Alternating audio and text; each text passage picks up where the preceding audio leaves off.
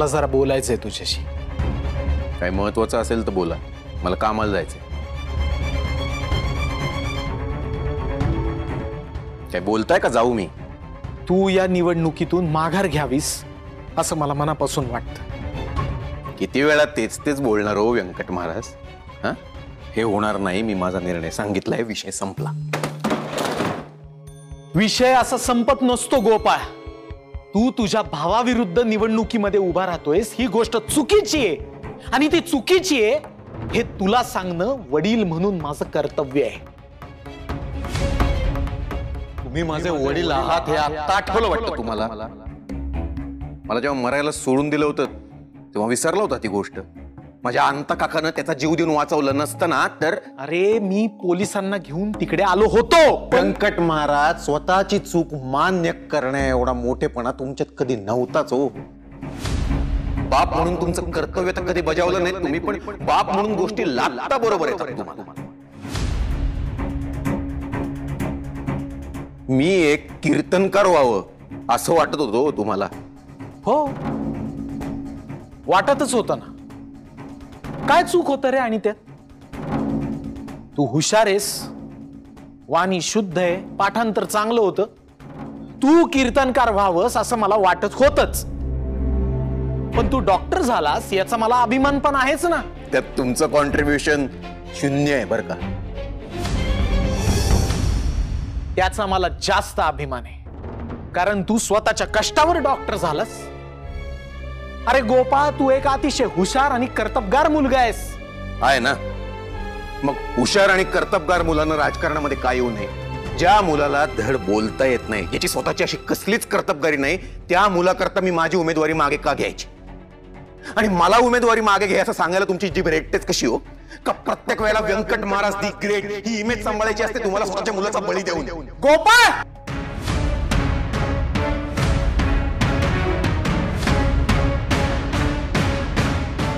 बाप आहात हे सिद्ध करण्याकरता हे करावं लागतंय तुम्हाला। थांबलात कशाला व्यंकट महाराज? मारा ना, मारा मारा।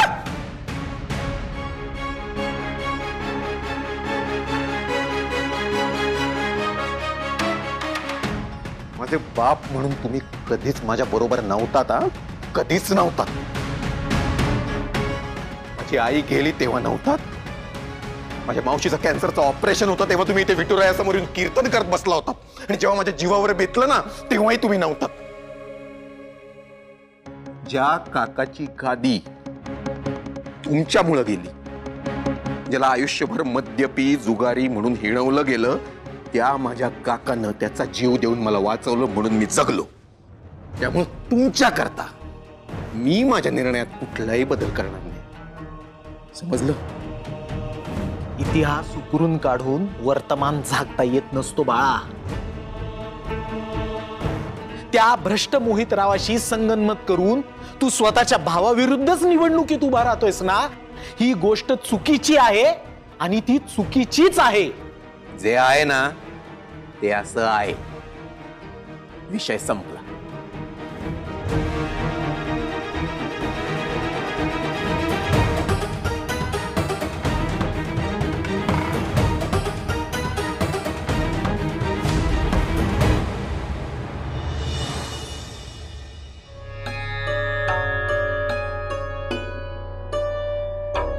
हिंदू पाहिलंच ना, हे लोक तुझ्याबद्दल काय पण लिहितात, काय पण बोलतायत। मला ना आता मोबाईल बघायची इच्छाच राहिली नाही, मला बघायचंच नाही, बघूच शकत नाही।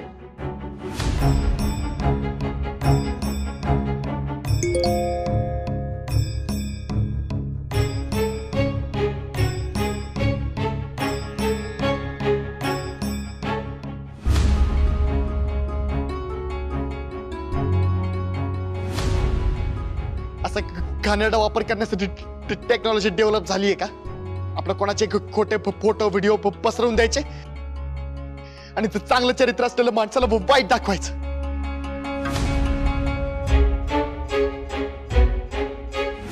इंदू काय झालं? इंदू इंदू काय झालंय? इंदू बघू, इंदू बघू दे। आदू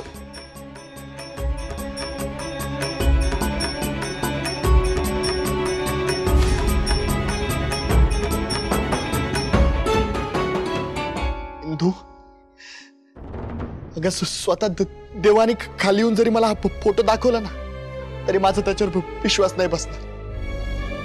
एवढा विश्वास आहे माझा तुझ्यावर। सगळं त्यांनी ते तंत्रज्ञान वापरून केलंय, पण तू टेन्शन नको घेऊ। मी आहे तुझ्यासोबत। आदू, अरे बरोबर बोलतोय आदू।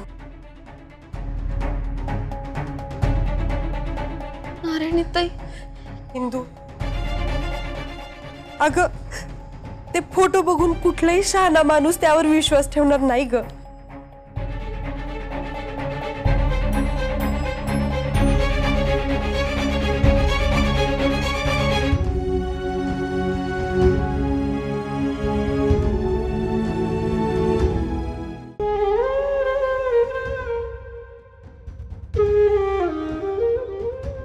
हे सगळं खूप भीषण आहे, पण मला माहितीये तू या नालायक लोकांना अजिबात भीक घालणार नाहीस, कारण तू रडणारी नाहीस, लढणारी आहेस। आणि तू लढायचं, कळलं? आज नवरात्रीचा पहिला दिवस आहे आणि आजपासून रोज मी देवीचा पाठ वाचणार आहे। हिंदू, पण नैवेद्य मात्र तूच करायचा। देवी आईकडं माझं एवढंच मागणं आहे की माझ्या शकुंतला काकी लवकर बऱ्या हो आणि आपल्या घरावर कसलंही संकट नाही येऊ। हिंदू, अगं तू या घराची राखणदार आहेस। इंद्रायणी देवी या घरावर काहीच संकट येऊ देणार नाही। अगदी बरोबर बोललास तू। आज गावातून देवीची मिरवणूक निघणार आहे ना? ते पप्पाची आयडिया आहे। हो का? मग पाहायला पाहिजे। बरं चल, अगं या रायाला भूक लागली असेल, नाही तर जोरात ओरडायचा। आले आले, चल येते।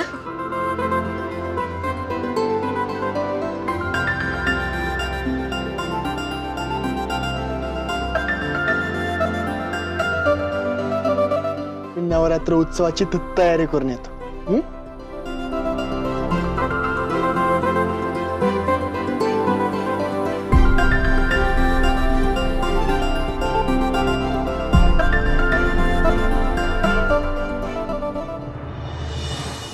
महाराज, ऐकवत नाही, पावत नाही। आपल्या इंदू विषयी लोक इतकं घाण कसं बोलू शकतात हो? इंटरनेटवर काही बाई व्हायरल होऊ राहिलो, सहन होत नाही हो। कसं आहे बाळंभट, सूर्यावर थुंकण्यासारखा प्रकार आहे हा। जे लोक हे बोलतायत करतायत ना, त्यांना विठुराया माफ करू। पण महाराज, जी मुलगी लहानाची मोठी आपल्या समोर झाली, जिनं सतत आपल्या गावाचा विचार केला, गावासाठी शाळा काढली, तिच्याबद्दलच असं बोलतायत। कसं आहे बाळंभट, 2-4% लोक आहेत जे हे करतायत, पण ते सतत बोलत राहतायत, त्यामुळे आपल्याला असं वाटतंय की सगळं गावच असं बोलतंय न वागतंय। आभासी जग आहे हे सगळं बाळंभट। बदलणारं जग आणि बदलणारी मूल्य ही अशी आहेत, आपण काय करणार? आलिया भोगासी असावे सादर। महाराज, इंद्रायणी विषयी ना आचट विचट बोलणाऱ्यांचा एक जण मला व्हिडिओ दाखवत होता। मुस्कट फोडायची इच्छा झाली त्याची। अशी इच्छा झाली तरी अंमलात आणू नका बर का बाळंभट। कसं आहे, चिखलामध्ये दगड टाकला तर तो चिखल आपल्याच अंगावर उडतो, हे लक्षात ठेवा। असो, येतो मी।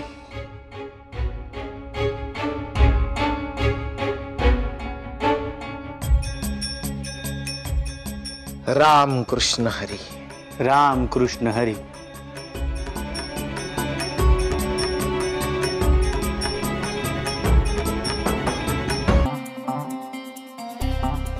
इंदू, पप्प्या, थांब आलो। काय इंद्रायणी मॅडम, कशी चालू आहे शाळा? हा म्हणजे पोर त्रास देत नाहीयेत ना? एकदम ओके ते टक्के सुरू आहे ना? एकदम ओके ते टोके सगळं। पावसामुळे कधी सुट्टी कधी बुट्टी सुरू आहे। मेघ निळा बरसला, विद्यार्थी बिल्डिंग साठी तरसला, बरं चल, पोरं वाट बघत असतील, येते. आपल्यासारखीच ना, आपण कशी शाळेची वाट बघायचं. हा, जसं काय तुला शाळेला यायला लय आवडायचं. ए अगं शाळा मला आवडायची, हा पण अभ्यासाचा लोड यायचा आणि त्यात आपले महाले मास्तर हान हान हाणायचे मलाच. माझ्या बालमनाचा विचारच केला नाही त्यांनी. अयो मयो तुझं बालमन, जणू काय तुझी काही चूकच नसायची. बर मला सांग, 2 दिवस होतास कुठं? अगं उत्सव की तयारी मे. हा, विठूच्या वाडीत अशी जंगी नवरात्री साजरी करायची आपल्याला. हा, 9 दिवस कीर्तन भजन, ते रांगोळी स्पर्धा, नवरंग साडी स्पर्धा, लहान मुलांच्या स्पर्धा, सगळं करायचंय. खूप काम आहेत मला माहिती का. युनिक आणि वेगळी नवरात्र करायची आपल्या विठूच्या वाडीत. आणि त्या नवरात्रीत आदोक्षज महाराजांचं प्रमोशन सुद्धा. माझ्या आदोक्षजला प्रमोशनची गरजच नाही. चांगलं काम दिसतं लोकांना पप्प्या. पप्प्या, मी काय म्हणते, तू नवरात्रीची 9 नाटकांची स्पर्धा घेशील का? म्हणजे माझे पोरं बी घेतील की त्याच्यात भाग. नक्की. आपण काय करू, त्यांच्यासाठी नाटकाची स्पर्धाच घेऊ. अशी विनोदी नाटकं. गोपाळचा नंबर झाला, आता पप्या आला का? हे इंदू बिंदू, आमचा नंबर कधी लागणार? हे इकडे तुला खोदळून काढतो. पप्प्या, अरे किती जणांना हाणणार आहेस? अगं सगळ्यांना. 2 दिवस झाले हे सुरू आहे. 2 दिवस? तुला सांगतो, ही सगळी गावाबाहेरची माणसं आहेत. करो ना करो हे सगळं मोहितरावच करत असणार. आणि आता तर गोपाळ आहे त्याच्यासोबत. गोपाळला काय गरज होती त्याच्यासोबत युती करायची? तो तर आहेत ना एक, आणि आता हा गोपाळ सोबत. काय करायचं ना काहीच कळत नाहीये बघ. हे बघ पप्प्या, मलाही काही कळत नाहीये. मला फक्त इतकंच कळतं की मला शाळेला जायला उशीर होतो. चल येते. रामकृष्ण. रामकृष्ण.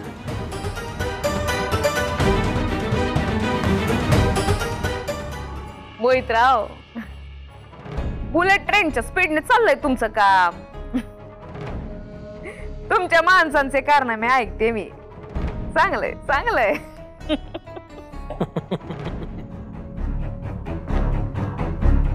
ही तर फक्त सुरुवात आहे मोठ्या बाई.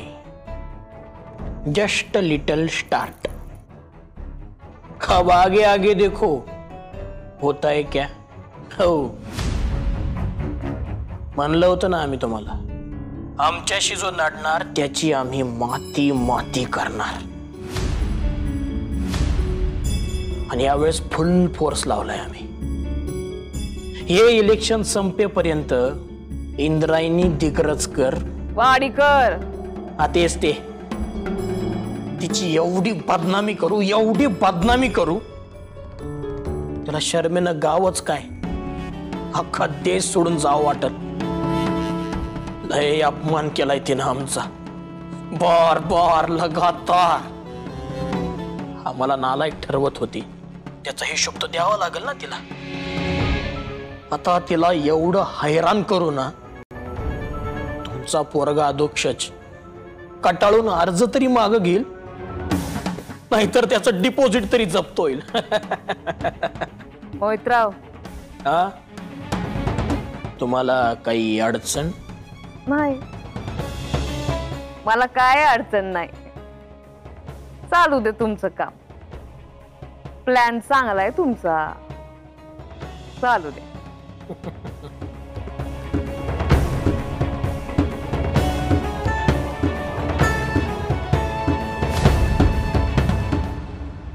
एक चहा दे ना दादा.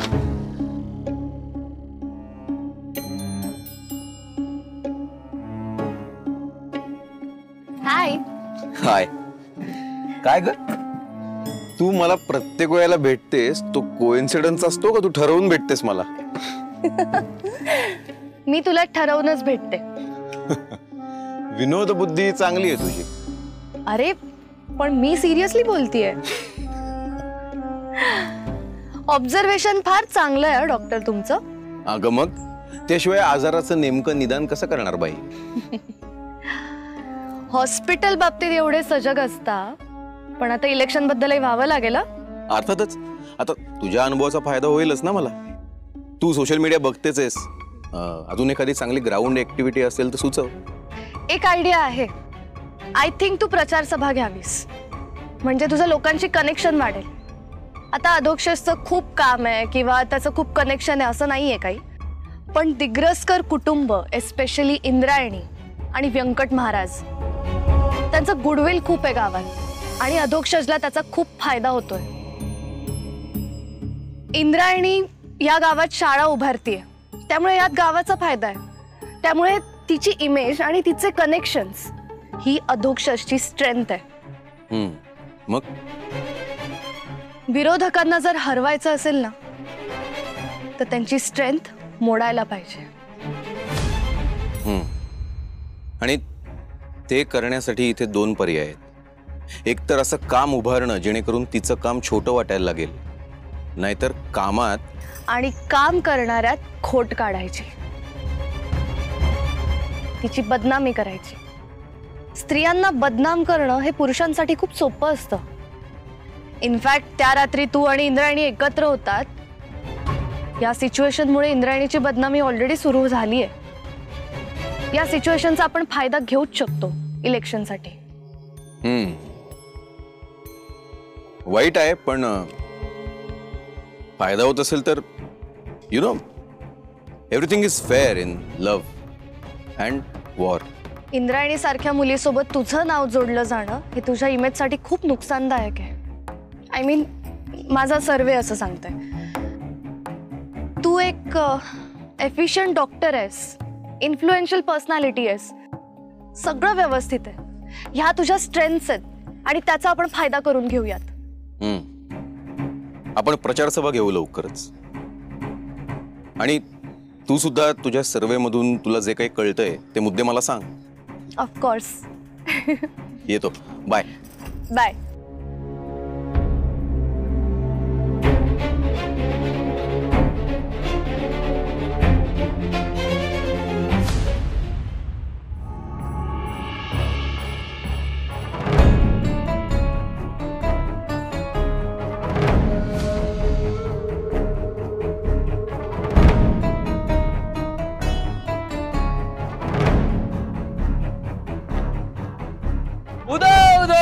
अंबाबाईच्या नावानं सांग भलं आई राजा.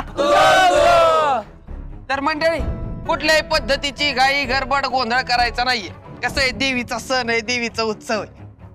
अवघ्या काही क्षणात आता मिरवणूक येणार आहे, तर सगळ्यांना दर्शन मिळणार आहे. हा,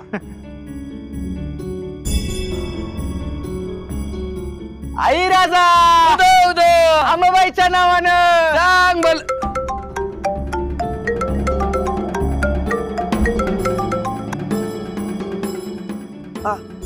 हा, जमलेत सगळे इथं, सगळी तयारी झाली. बर, चालते हो मंडळी. मिरवणूक यायला थोडासा उशीर होतोय, ते ट्रॅफिक लागलंय हायवेवरती. मी आलेच. बचत गटाच्या वंदनाताईंचा फोन आहे, आलेच. आई राजा अंबाबाईच्या नावानं सांग भलं आई राजा. उदो अंबाबाईच्या नावानं सांग.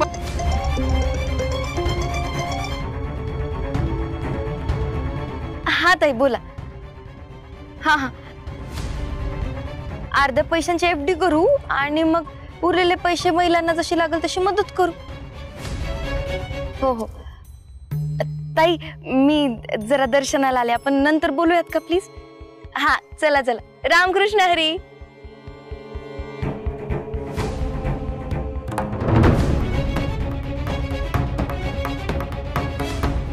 हरपप्प्या, डेकोरेशन एकदम भारी केलं बरं का. मास्तर, आयडिया जरी माझी असेल ना तरी सगळ्यांनी मदत केली आहे बरं का. काय मिळाल. हो.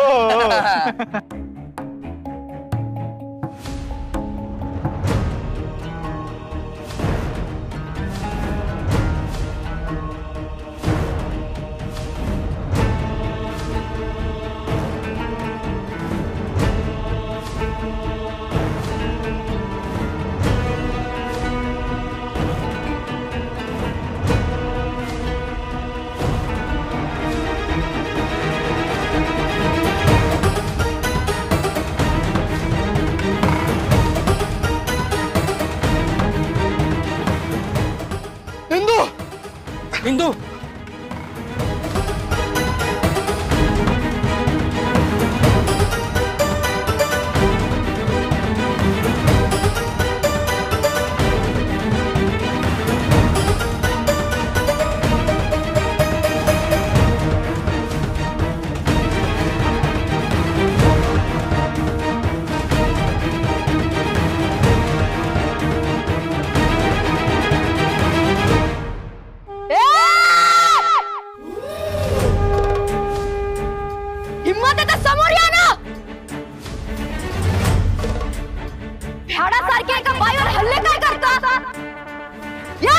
सोडतच नसते कुणाला. तुम्हाला काय वाटलं अशा हल्ल्यांना मी मोडेन? अरे जितका खोल मला गाडण्याचा प्रयत्न कराल ना तितकी मजबूत होऊन तुमच्या विरोधात उभी राहील मी.